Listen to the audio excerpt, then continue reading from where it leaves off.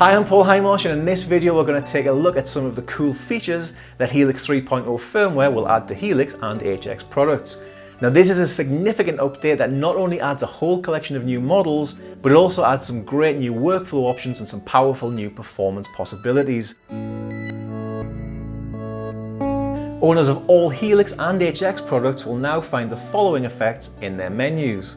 5 polyphonic pitch effects, 5 new distortions including 3 new fuzz models, 2 new delays, a new dynamic gate, a shuffling looper, an acoustic simulator to make your electric guitar sound more like an acoustic, and a stereo imager. For Helix and HX Stomp users, there are also 3 new amp models and 2 new cab models. I'm going to get back to some of those effects in a moment, but first let's take a look at some of the other features.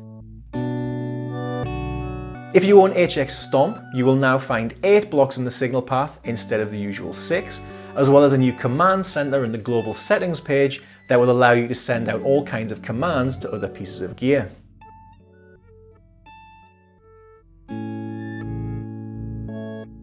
If you own a Helix floor, rack or LT, you now have the option of true preset spillover. Now this has been one of the most requested features since day one, but it's really hard to do and it does come with a price. So if you look in global settings, you can switch on preset spillover. Now whenever you change from one preset to the next, all the delays and reverbs will decay naturally over the top of the new preset, and there will be no small audio dropout as the new presets load. So switching between presets is now completely seamless.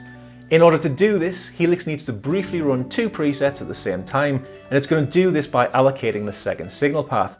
So if we look at the home screen, we see that the second path is removed when you turn on preset spillover.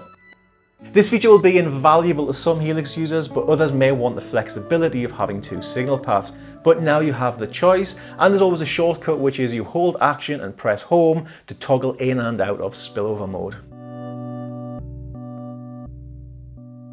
Helix 3.0 adds favorites and user defaults for all users. So if, like most of us, you find yourself programming presets and regularly using the same amp and effect settings, you will now find these new features really helpful.